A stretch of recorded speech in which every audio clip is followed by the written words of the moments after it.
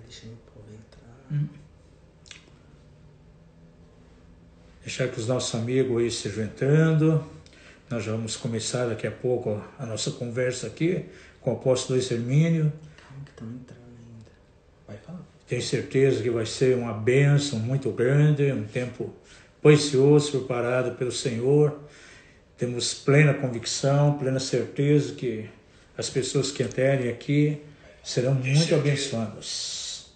Vai ser uma bênção muito grande, um tempo precioso preparado pelo Senhor. Temos plena convicção que as pessoas que entrarem aqui serão muito abençoadas. Vai ser uma bênção. A paz, meu querido. Ô, amado, que alegria estar com você aqui, amado. Tudo bem? Como é que você está? Bem, graças a Deus. Estamos aí aproveitando esse tempo de quarentena aí para ter muita experiência com o Senhor. Para mim está sendo uma bênção tremenda. Eu vou te falar uma coisa. Para mim também está sendo muito precioso. Um tempo de muita busca. Glória a Deus. Deus. Estamos felizes, apóstolo. Estamos felizes, assim, apesar de toda essas circunstâncias externas, Sim. né? Mas, como o apóstolo Paulo fala em 2 Coríntios 4:7, nós temos um tesouro no vaso de barro, né? É verdade, é Para verdade. que a experiência do poder seja de Deus e não nossa. Em tudo Não nós somos nossa. angustiados aqui fora, mas não somos angustiados aqui dentro. É Perseguidos, verdade. mas perplexos, mas não desanimados. Amém, Então, aleluia. levando o nosso corpo a morrer de Cristo para que a vida de Cristo também se manifeste na nossa carne, né? Glória a Deus, é assim mesmo. Eu admiro muito o seu chamado, admiro muito o seu ministério. Sou muito abençoado com as suas ministrações e Amém. glória a Deus. Tem um povo aqui no Sul que te ama.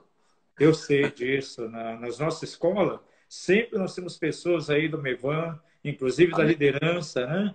Sim, Nós amamos vocês. Amém. Hoje, quando eu divulguei que eu ia estar fazendo uma live com o senhor, muitas pessoas falaram, ó, desculpa, o apóstolo Levi, o Levi da libertação, eu digo, é esse mesmo. Então, mas é bênção. Que bom. Após o seguinte, nós vamos desabilitar aqui os comentários, porque eu creio que aquilo que a gente tem para compartilhar é algo de bênção, vai Amém. ministrar os corações, e para não ficar roubando, tirando atenção, vou desativar aqui os comentários, aí no finalzinho a gente ativa de volta. Eu sou teu servo. Amém. Aleluia. Sabe, apóstolo Hermínio, eu creio que nós estamos vivendo um tempo muito profético. Sim.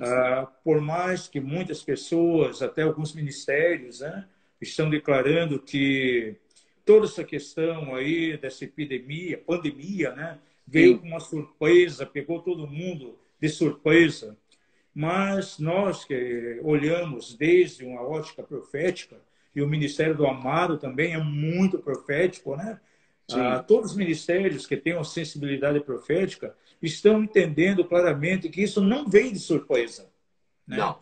Há uma palavra que fala muito forte no meu coração, lá em Amós 2:7, quando diz que Deus não fará nada, absolutamente nada, sem antes revelar a seus servos os profetas.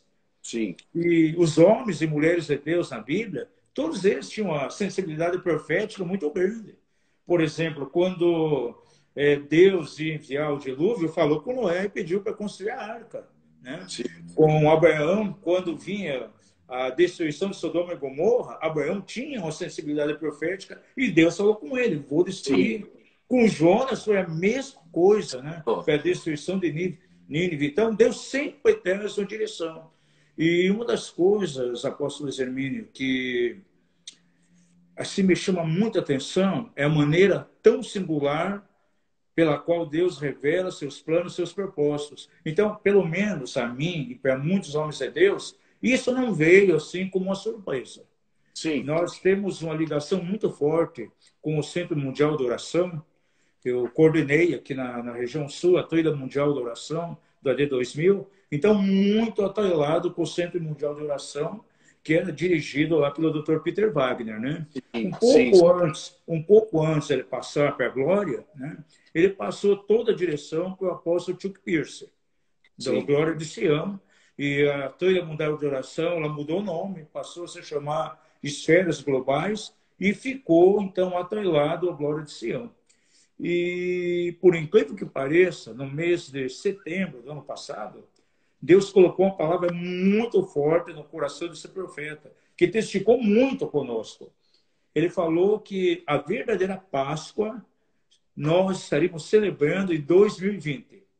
Não que as outras Páscoas não tiveram o seu valor, mas essa seria uma Páscoa diferente, onde a gente teria uma revelação muito forte da eficácia do sangue de Jesus.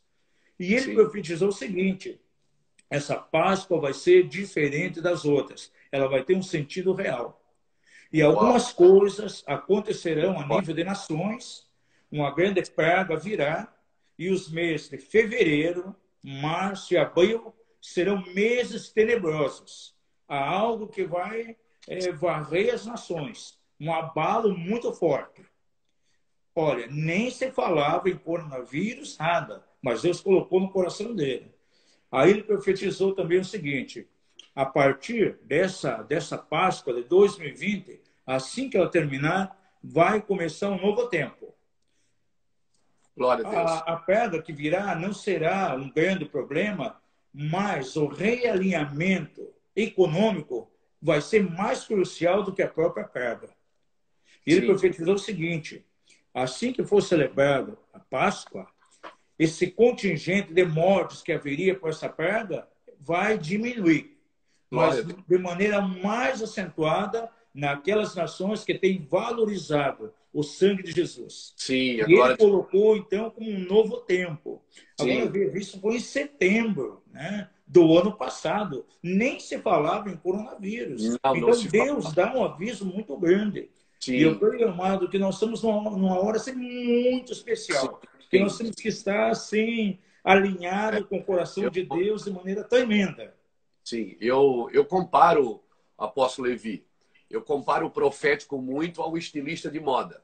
Ele está sempre uma estação na frente, né? É verdade. De moda, ele está no verão e está desenhando a roupa do inverno.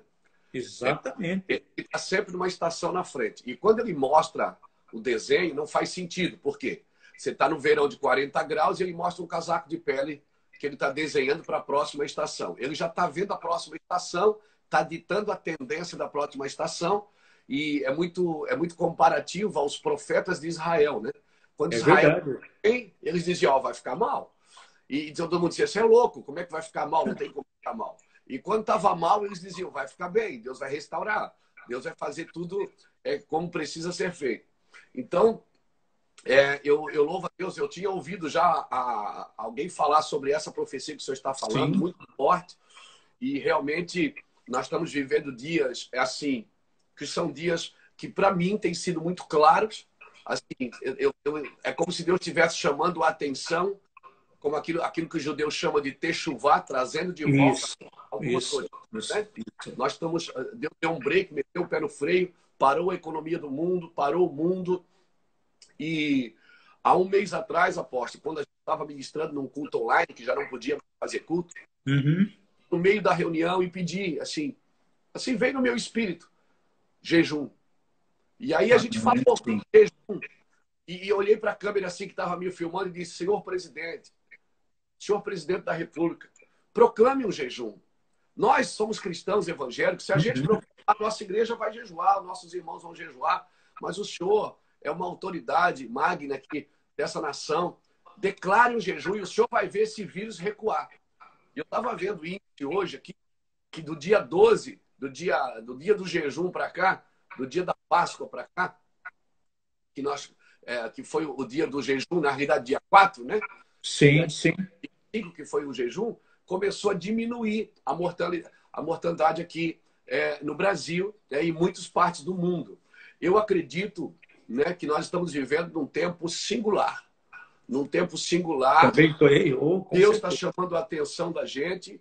Deus está levando a gente para um ambiente, fazendo um retorno, a igreja voltando para alguns princípios que ela havia perdido. É verdade. Eu não sei, mas nesses dias a gente tem orado, chorado bastante, mas é um choro de preparação, né? Um choro de preparação. Gerando algo no mundo do espírito, né? É um choro que vem das dores de parto, para gerar alguma coisa. A palavra que veio essa semana para mim foi Salmo 119, verso 80 a 83, quando Davi diz assim, ó, embora eu seja um odre na fumaça, eu não me esquecerei dos teus decretos. Né? Aleluia. Estava sendo preparado, porque Deus vai derramar um vinho novo. Mas não se deita vinho novo em odre velho. Com né? certeza. Deus está restaurando o odre. Eu acredito que nós precisamos de um batismo de arrependimento, não é? Para restaurar Sim. o odre, para que aquilo que venha sobre nós, a gente não perca. Porque o nosso problema não é de causar impacto, apóstolo. É Os verdade. nossos ministérios causam impacto. Nós temos dificuldade de causar continuidade. Exatamente, Então, exato. Deus está restaurando o odre para que a gente possa causar uma continuidade naquilo que vamos receber. O odre ia para a fumaça para quê? O odre ia para a fumaça para não pousar mosca, para mosca é o Beelzebub, né? O deus das moscas, para criar Sim. elasticidade, flexibilidade e para perder o cheiro de carne. Então, assim, não dá para deitar vinho novo num odre que ainda está cheirando a carne. Então, eu Com acredito certeza. que nós estamos vivendo num tempo onde o arrependimento tem sido a minha bandeira nesses dias. Tenho sentido assim, um peso de arrependimento no meu espírito. Tenho pregado sobre isso todos os dias na live que faço ao meio-dia. Todo dia ao meio-dia estou fazendo uma live. Desde quando começou essa pandemia, no dia 14 de março, que foi dado assim, declarado que ela estava entrando no Brasil, eu comecei a fazer lives de todo dia ao meio-dia. É um horário improvável, mas é um horário que Deus me deu. Eu acredito que a gente precisa, assim, pregar, ministrar, bater nessa tecla de arrependimento a partir de nós, os ministros. É verdade. É a mensagem do Espírito Santo para o momento. Na Sim. verdade, eu sinto, né, apóstolo Hermínio, que Deus aí, no seu plano, programou um selar.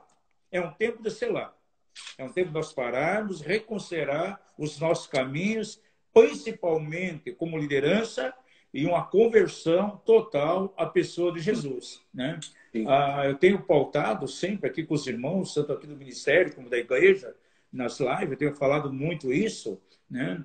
Que eu comparo aquilo que nós estamos vivendo agora com um momento de estado febril em alguém. Por exemplo, recebemos alguém de febre no corpo, é algo ruim.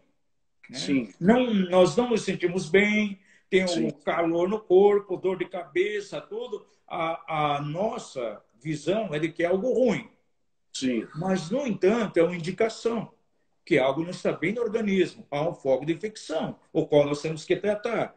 Então, Sim. por mais que está havendo toda essa mortandade, esse abalo econômico, contudo, Deus está revelando seu amor, sua misericórdia para conosco. E temos que aproveitar isso. Opa, alguma coisa não está bem em nós. Alguma coisa não está bem na igreja. Na sociedade é algo que não está bem. No meu ministério, na minha igreja, é algo que não está bem. É um ajuste, né? E reconsiderar. Sim.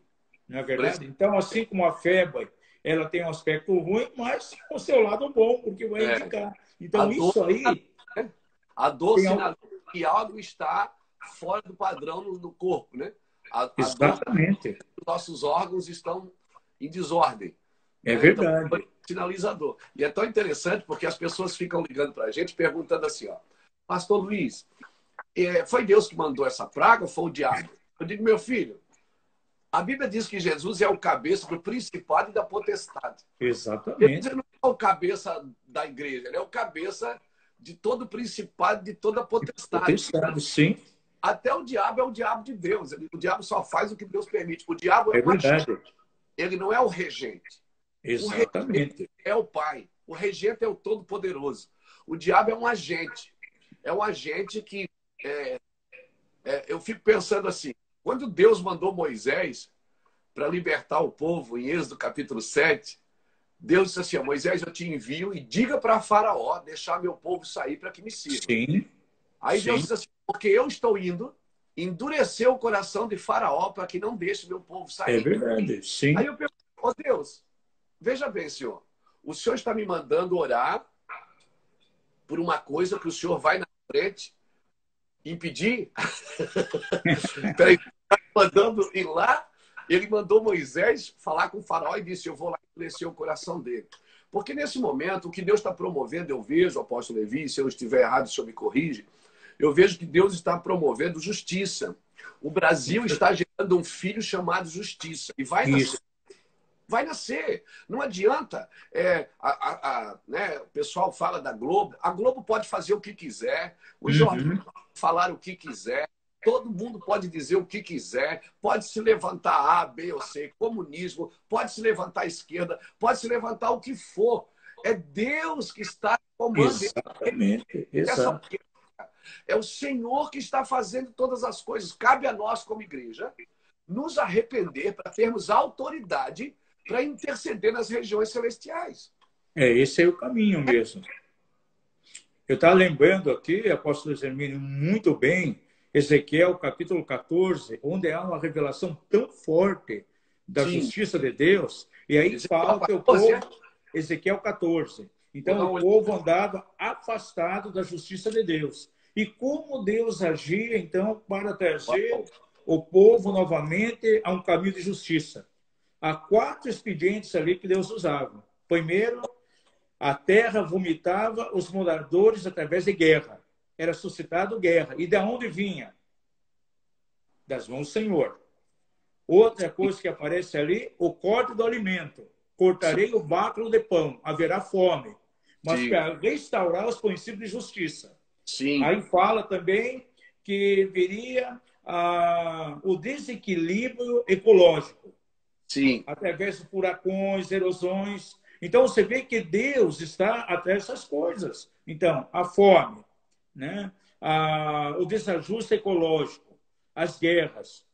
E ali também fala que outro fator que Deus vai utilizar também são as pestes, as pragas, as epidemias. As 4 coisas. Nós temos visto isso nas nações. É um chamado do povo, né, aos caminhos de justiça. É um chamado à igreja, a Sião, Jerusalém, e aos sacerdotes. Aleluia. Começa com a gente. Então, que é um chamado de arrependimento. Eu creio nesse momento, eu vou chamar você de Luiz, porque não pode me chamar de Levi também, né? Né? Apóstolo, profeta é ofício, né? Nós somos pessoas. É o encargo. Então, Luiz Hermínio, eu vejo o seguinte, diante de tudo isso que está acontecendo, conforme for o nosso comportamento, você usou uma palavra muito bem pautada, questão de continuidade.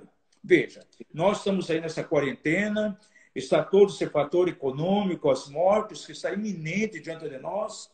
Agora, conforme o nosso comportamento pós essa pandemia, isso vai garantir se nós vamos avançar ou se vamos retroceder.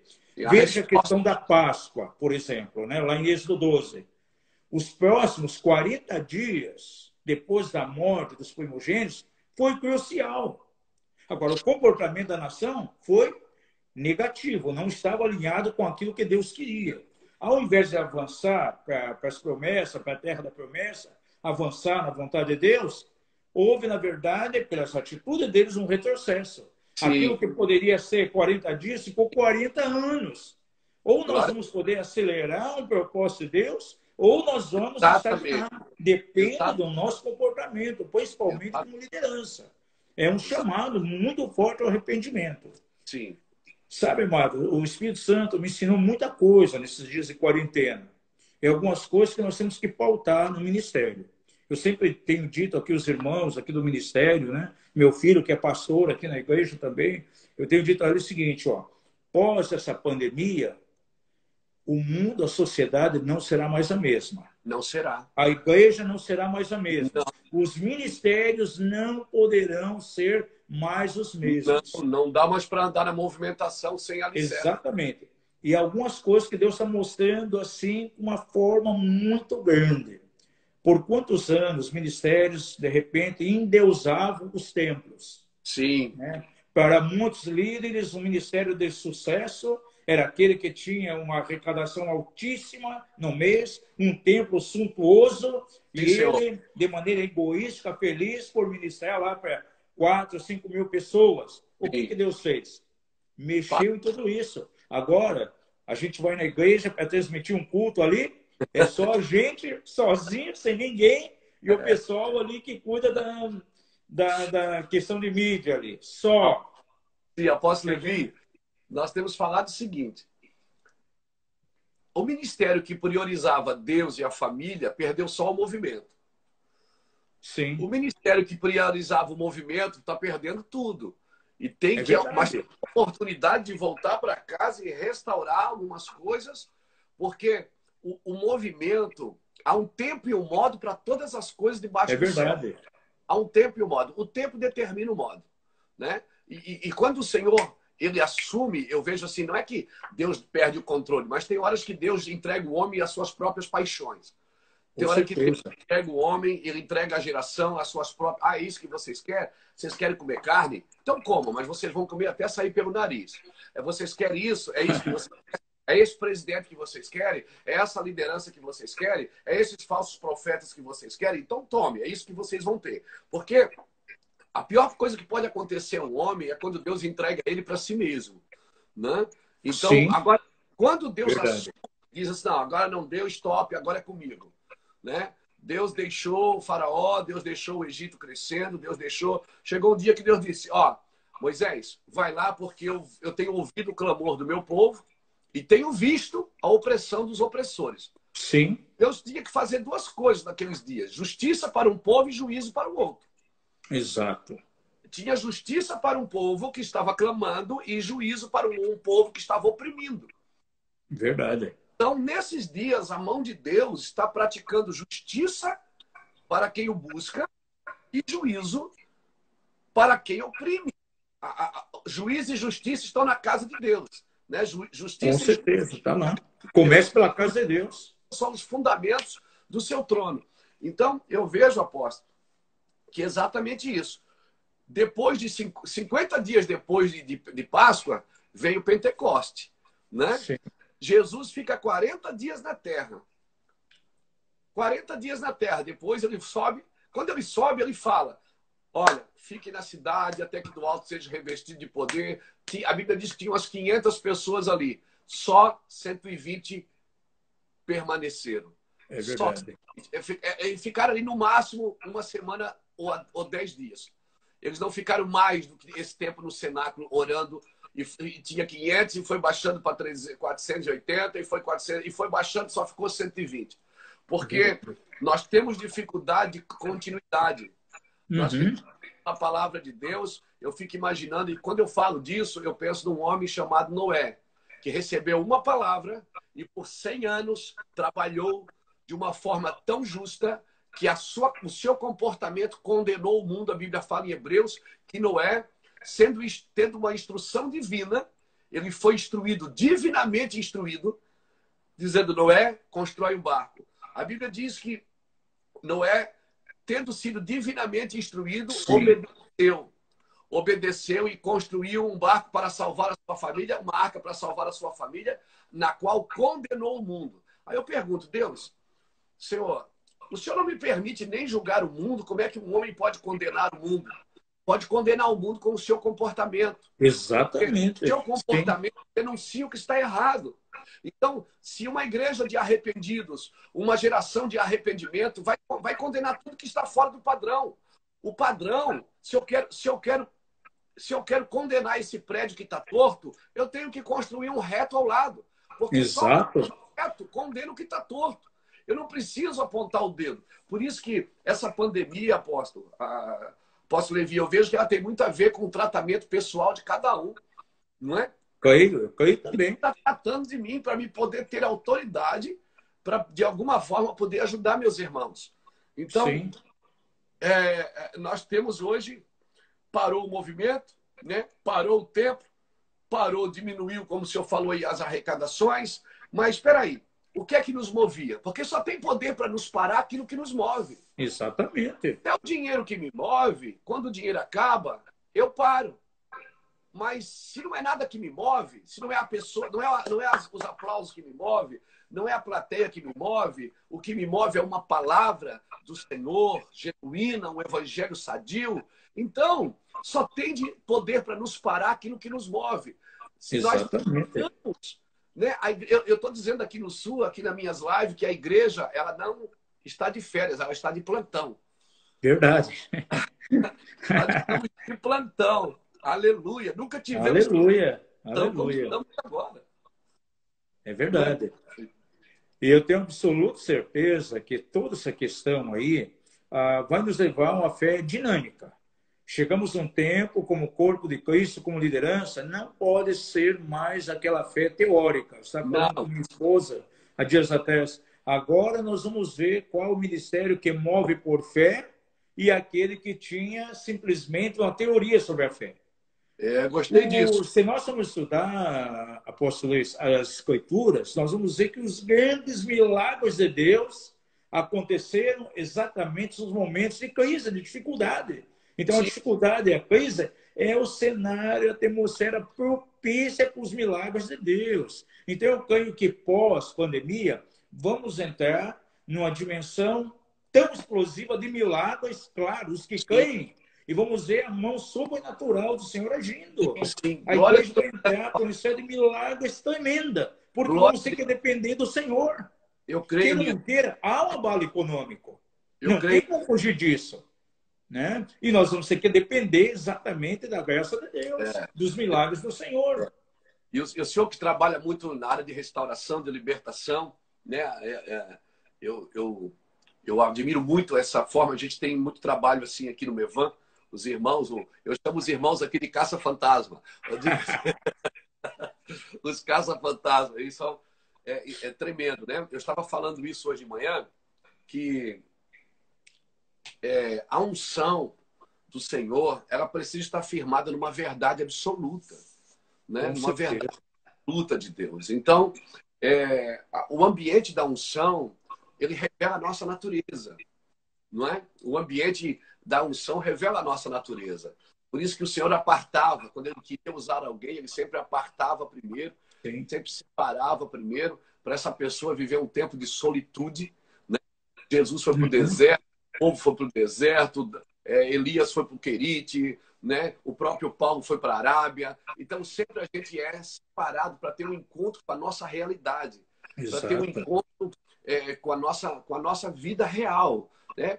A Lamentações, no capítulo 3, versículo 21 em diante, diz que bom é estar em silêncio, bom é estar solitário, bom é esperar em silêncio, porque há esperança.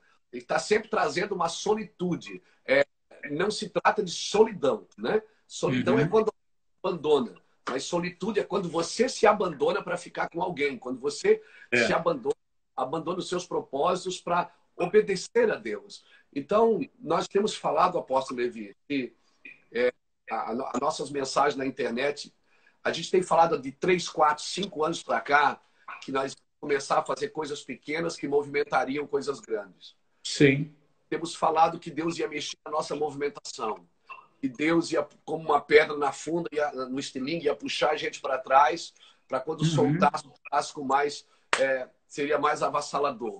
Então, a gente está vendo que a gente está vivendo esse tempo, né? Esses dias aqui em casa, eu estou trancado no meu quarto, esse aqui é meu quarto de oração, eu estou orando, Aleluia. eu só saio daqui para orar, para comer, para dormir, para conversar, para estar com meus filhos, para ir na igreja gravar os cultos. Uhum. Mas já tem sido aqui sentado nesse sofá, meditando, conversando, entendendo, Senhor, eu não quero ficar de fora. A Bíblia diz que eu sou um cooperador. Cooperador é você trabalhar numa obra que já está acontecendo. É verdade. Já está fazendo.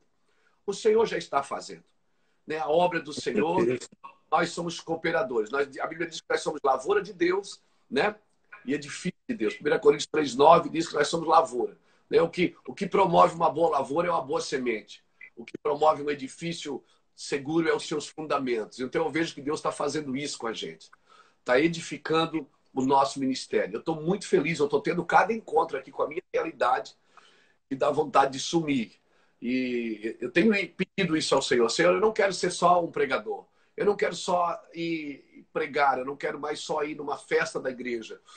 Eu acredito que nós estamos vivendo num tempo que os edificadores, eu chamo de os homens e as mulheres crucificados com Cristo. Né? Amém. Amém. Homens que estão crucificados com Cristo, que pode dizer o que Paulo disse: já não sou mais eu que vivo, Cristo que vive em mim, e essa vida que eu agora tenho na carne, a tenho pela fé no Filho de Deus, né? Que me amou e me separou. Então, assim, o estar crucificado com Cristo é muito mais do que trabalhar para Deus, não é?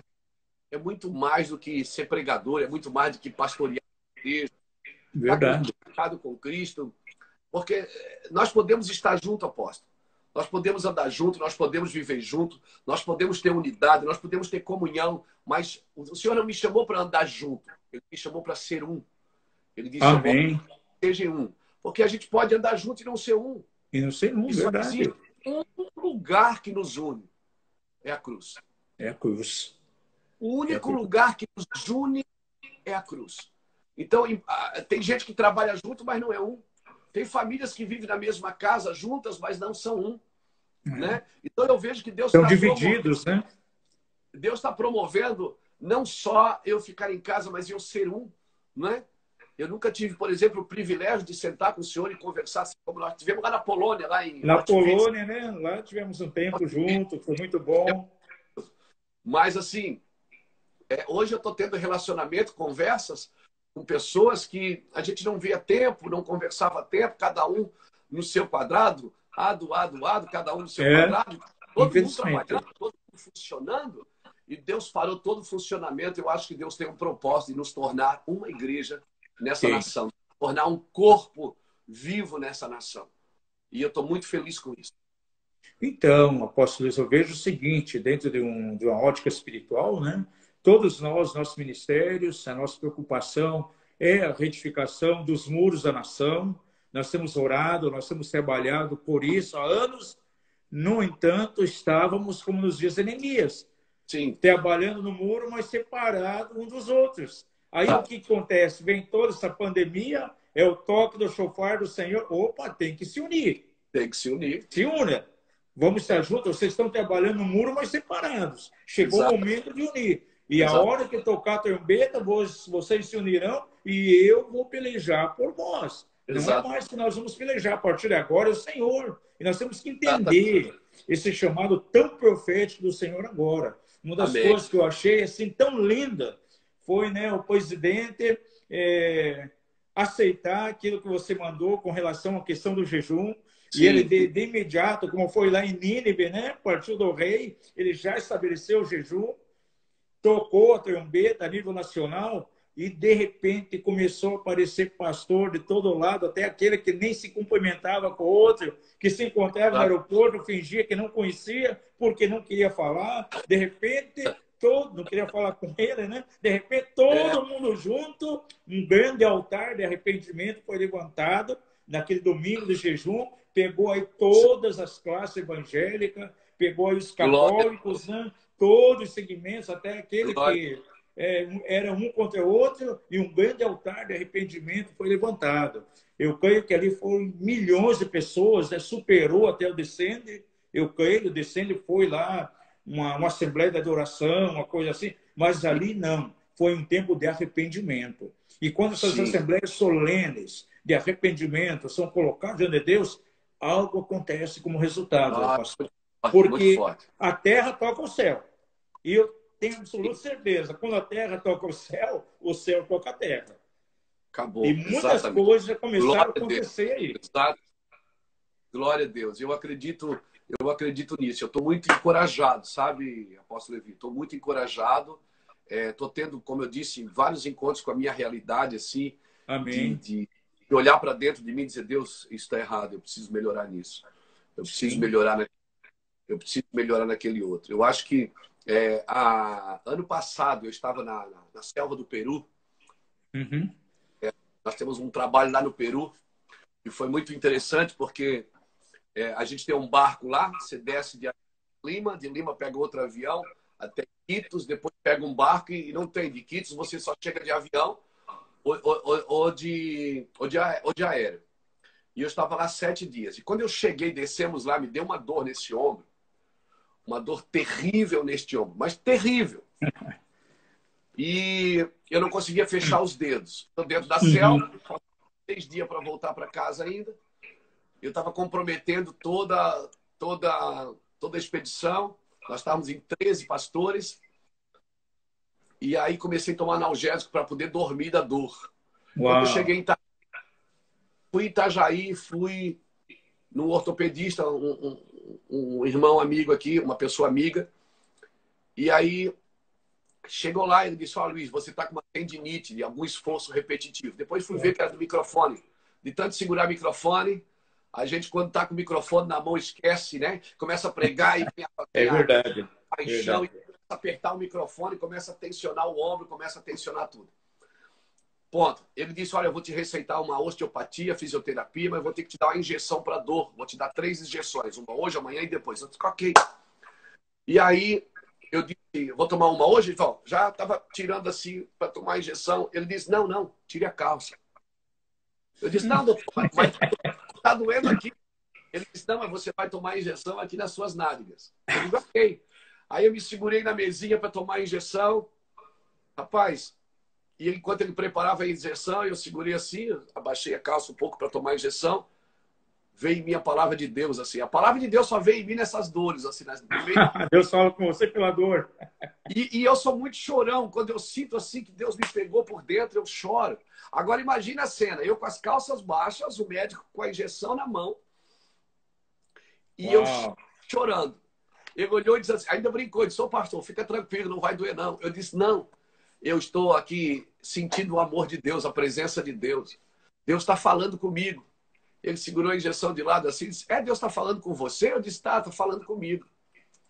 Ele disse, o que é que Deus está falando com você, Luiz? Pastor, eu disse, Deus está me dizendo que Ele está levantando uma geração, uma parte do corpo de Cristo que está sadia, que está tomando remédio pela parte doente do corpo. Eu disse, tem uma parte, Sim. mas tem uma parte sadia que está tomando remédio. E Deus começou a me falar naquele momento, de uma conversa que eu tive com alguns irmãos, inclusive o Judson, já inclusive falando Sim. disso. Deus está levantando homens como José de Arimateia. Aleluia. Homens que reivindicam o corpo morto de Cristo. Aleluia. Homens que não atacam o corpo morto. Não vão para a igreja bater na igreja, para a internet bater no corpo. Eles vão reivindicar. O corpo está morto. A Bíblia diz que José de Arimateia foi reivindicar o corpo, apóstolo. Sim.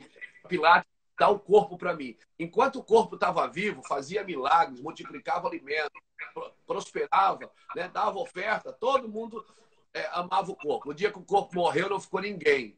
Todo verdade. mundo saiu do corpo.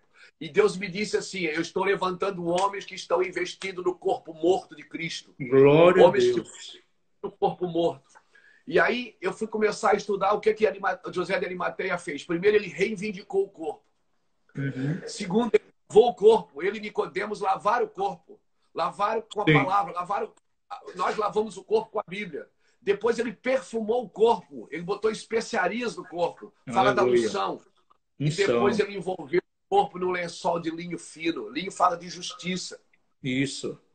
Deus disse, eu estou levantando uma geração, Luiz Hermínio, que vai reivindicar o corpo morto, que vai lavar o corpo com a palavra, vai perfumar o corpo com a unção e com o meu amor, e vai envolver o corpo no lençol de linho fino de justiça. E eu disse, meu Deus, como isso é possível? O Senhor disse, só investe no corpo morto quem acredita que ele vai ressuscitar. Uau, aleluia. O corpo vai ressuscitar, apóstolo Levi. Não há ressurreição sem morte. A morte é o caminho para a ressurreição. Exato. Nós vamos Como nós vamos ver a vida ressurreta depois se manifestando, aí se não houver morte? Brasil.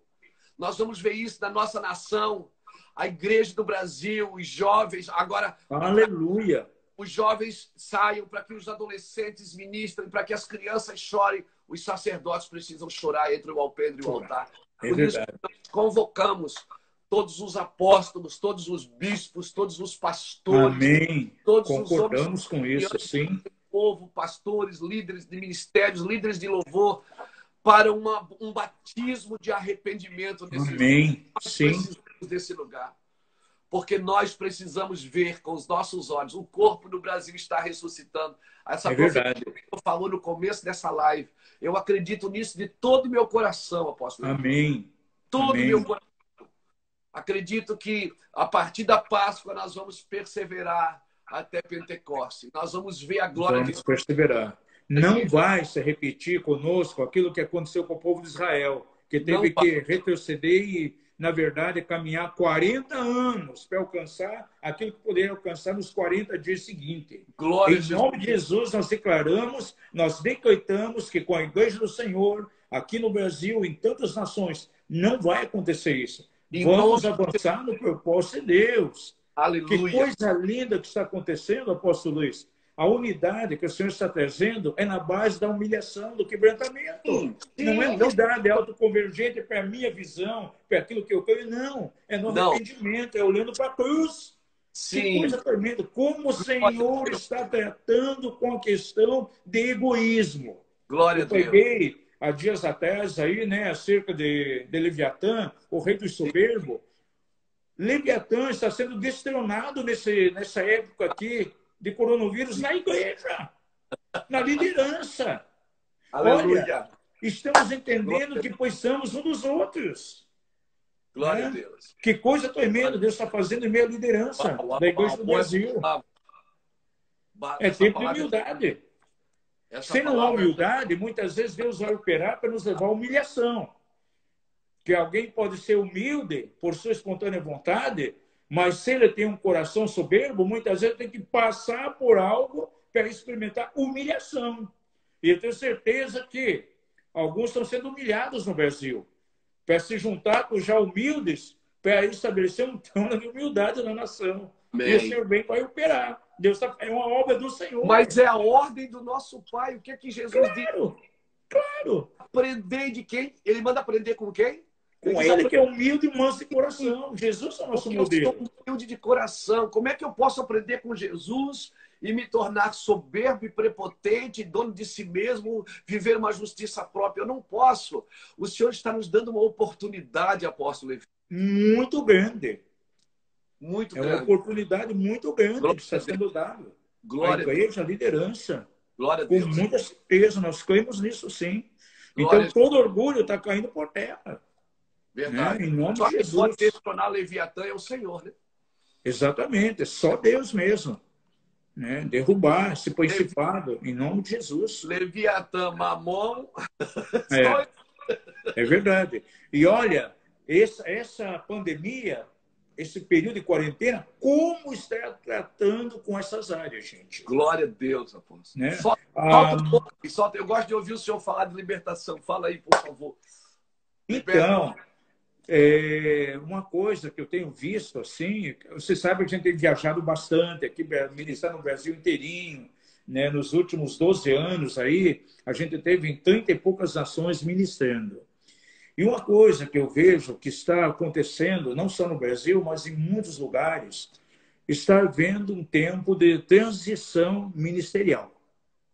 Há uma nova geração surgindo aí, isso a gente encontra em qualquer nação, é uma geração nova que está sendo usada por Deus, né? Sim. Nós temos a noção clara de que Deus está fazendo algo tremendo através deles, mas eu sinto que nessa transição, infelizmente, alguns ministérios não estão discernindo muito bem a coisa, estão se perdendo um pouquinho.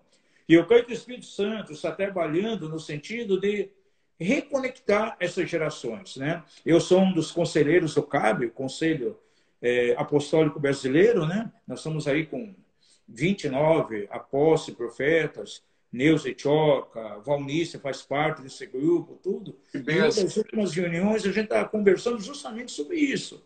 A questão da necessidade de haver um reconectar. Então a gente vê no momento que há um conflito de gerações. Sim. De repente, essa nova geração vindo a se perdendo um pouquinho, muitas vezes não honrando a geração velha, antiga, né? Tentando remover o marco que os pais estabeleceram lá no passado, não consegue caminhar adequadamente e acaba desprezando a geração velha, que são os pais, né? Sim, o senhor falou uma coisa interessante aí. Quarta-feira, às 10 horas da noite, eu vou fazer uma live com o Alessandro Vilas Boas. Aquele menino ótimo, que... Beleza, maravilha. Ele me ligou, ele é meu querido, eu conheço ele desde novo. E ele disse, apóstolo Luiz, vamos fazer uma live com a gente, eu quero que o meu público te ouça, porque nós precisamos ouvir os irmãos mais velhos. Isso. Ouvir aquilo tão nobre, Alessandro, eu já amava ele, ele ganhou assim pontos no meu coração. Por quê? Porque é um menino que está arrebentando no planeta. Sim, As canções verdade. mais tocadas na rádio de todo o Brasil. E ele me liga e diz: Luiz, fala conosco, nós queremos te ouvir, porque nós precisamos ouvir os irmãos mais velhos. Amém. Essa discussão de gerações que o senhor está falando é muito forte. E eu estou fazendo um seminário no Brasil que eu chamava assim, Encorajando os Pais e Habilitando os Filhos. Uau, maravilha. Porque a Bíblia diz que Deus vai converter o coração dos pais e vai converter o coração dos pais aos filhos e dos filhos aos pais. Deus primeiro precisa converter o nosso coração aos filhos. Uhum. O coração dos filhos aos pais. Se Deus vai converter o coração dos pais aos filhos primeiro, nós que estamos mais perdidos do que eles. Eu penso assim, sim. Nós precisamos reconhecer e trazê-los para perto. Reconhecer que Deus está usando eles. Exatamente o que o senhor está falando. Reconhecer que Deus está usando eles e trazer eles para perto e alcançar o direito de ser ouvido. Porque muitos desses moços, desses jovens que o senhor está citando, e eu acredito nessa palavra, e é essa palavra mesmo, muitos também foram lançados no ministério. Isso. Não tiveram ninguém para circuncidar, né? Quando foram circuncidar, quase castraram. E aí, esses jovens desses também ficaram um pouco assustados com os irmãos mais velhos. Sim. Então, eu tenho falado muito aos jovens nos últimos 3, 4 anos. Muitos congressos de jovens. Eu tenho 53 anos, mas alcancei um lugar no coração desses moços. Eu digo, apóstolo Levi, que eu sou a geração de Isaac. Tem para ligar Abraão e Jacó. Uma geração intermediária. Eu sou a geração de intermediário. Só que a Isaac é a geração que vai para o sacrifício, né? Então... É verdade. Então, mas o que o senhor está falando é muito importante, por favor. Porque eu vejo também que, por um lado, há um problema na nova geração, mas há um problema na velha geração também. Porque alguns pais, né, ao invés de lançar a nova geração, muitas vezes motivado pelo ciúme, por medo que, mas ele vai além daquilo que eu já alcancei, né? Deixa aí. Então, deixa que vá, tem que liberar. Eu não posso, de maneira nenhuma, menosprezar essa nova geração. Então, é um equilíbrio que precisa haver. Deus está falando com a nova geração e com a velha também, né? A mim me fala muito forte, né? A palavra lá de Joel, capítulo 2, o verso 28 e 29, né? Diz ali que os mais velhos, a geração antiga, teria o quê? Sonhos. E a nova geração, os jovens, teria o quê? Visões. Então, a geração nova está tendo uma visão tão tremenda que foi gerada pelos sonhos da velha geração, que pagou um preço em oração, em busca. Não conseguiu ver, ficou só no sonho. Mas a nova geração está vendo, está tendo essa visão graças à velha geração. Agora, por outro lado, a velha geração teve sonhos, né?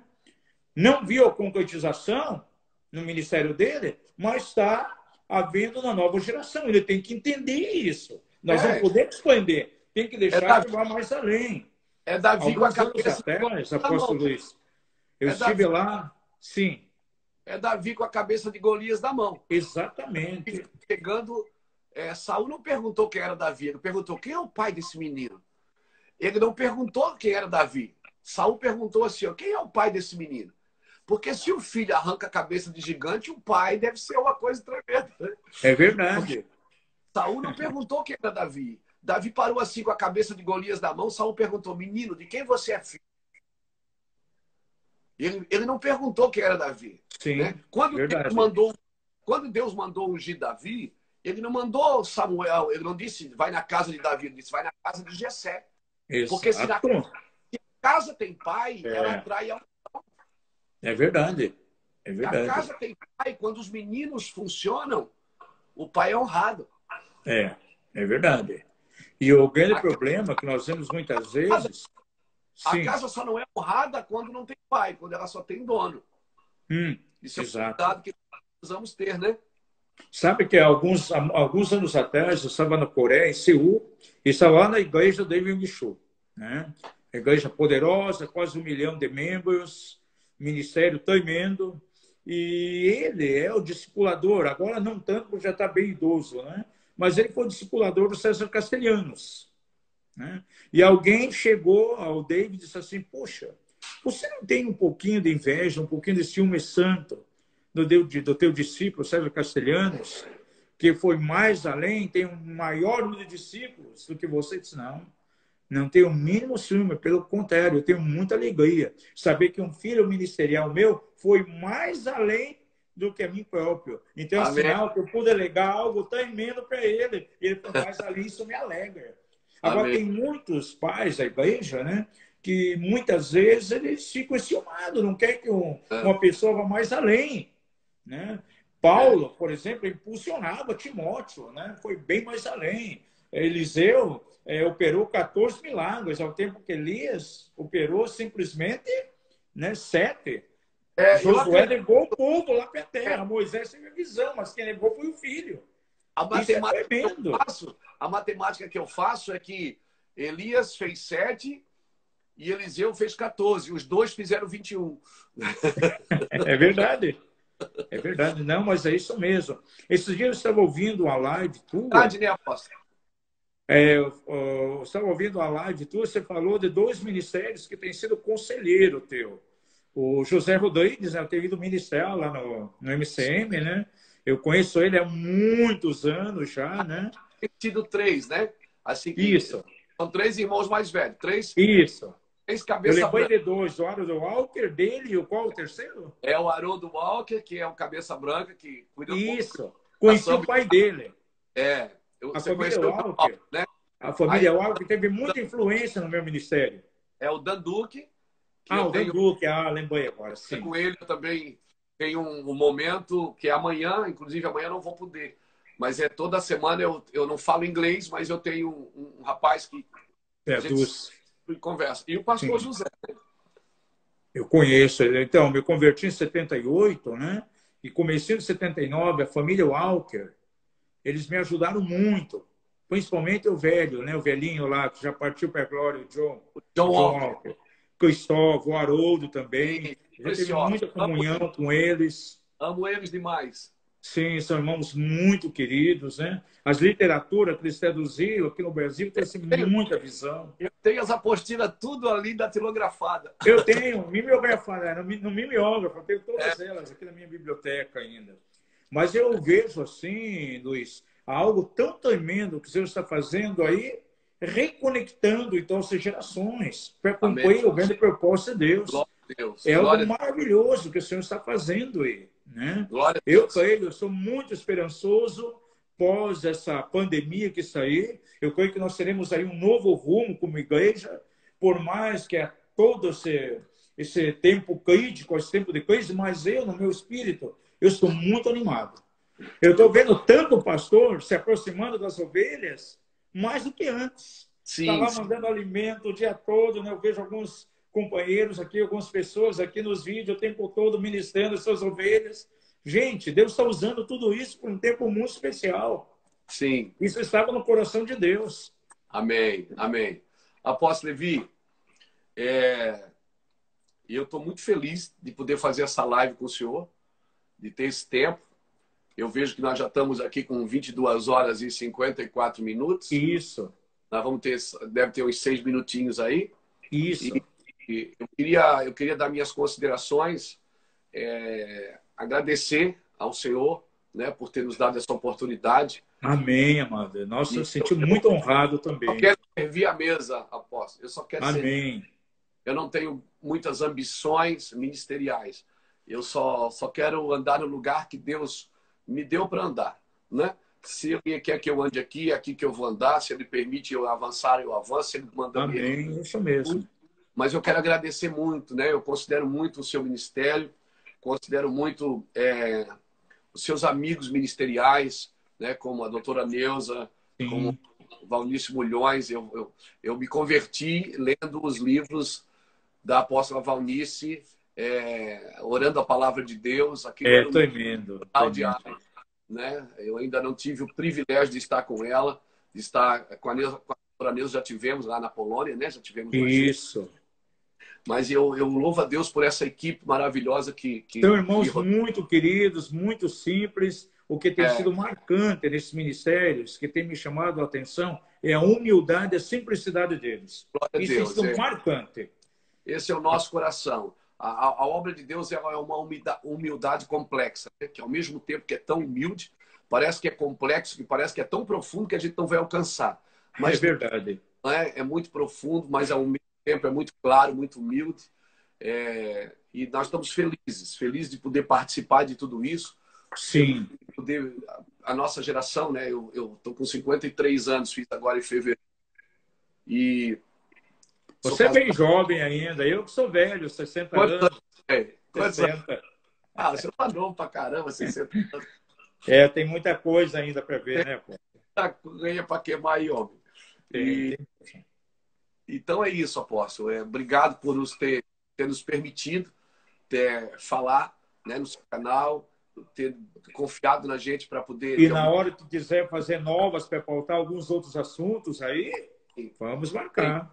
Vamos marcar uma hora para a gente estar mais perto aí. Eu quero muito sentar com os homens que têm levantado nessa nação. Amém. E para compartilhar na mesa, né? Vamos nos encontrar e tomar um café, compartilhar alimento espiritual. Amém. É muito bom. Nós vamos encerrar esse tempo aqui, amado, orando, né? Eu gostaria de colocar 2 assuntos para estarmos orando, né? Eu quero colocar em oração diante do Senhor, né, que haja aí realmente o comportamento da igreja diante dessa pandemia, que possamos ouvir realmente, né, o que Deus está falando. E vou pedir ao amado que depois encerre aí esse tempo nosso, né, orando para que continue esse genuíno arrependimento na igreja brasileira, na liderança, que todo orgulho caia por terra e vamos nos nivelar em unidade no quebrantamento. Amém, amado? Vamos fazer isso? Vamos. Pai da glória, nós queremos adorar o teu nome nesse momento. Nós agradecemos a ti por esse tempo precioso aqui de comunhão, apesar de ser um tempo muito curto, mas eu creio que foi edificante para a igreja do Brasil. Sim, Deus. A minha foi muito edificante, aquilo que teu filho acrescentou ao meu espírito, ao meu coração. Pai da glória, nós queremos pedir que tu estejas intervindo nesse momento. Continua falando a tua igreja. Tudo isso que está diante de nós, na verdade, é uma voz. Deus está operando nisso. E queremos estar com os nossos ouvidos sensíveis ao Espírito Santo e entender o momento que nós estamos passando. Queremos assimilar a mensagem que o Senhor está trazendo. Já estamos aprendendo algumas coisas com o Espírito Santo e queremos perseverar nisso. Queremos manter isso, dar continuidade, Pai, para a glória do teu nome, em nome de Jesus. Sim, Deus. Pai, nós queremos que o Senhor nos torne voluntariamente responsável, comprometido com o arrependimento, comprometido com lavar o nosso coração, comprometido como aquela mulher que perdeu uma dracma, perdeu a luz e varreu a casa, fez uma limpeza até achar aquela dracma. Nós declaramos, Pai, o Brasil não é pátria idolatrada, é terra ungida.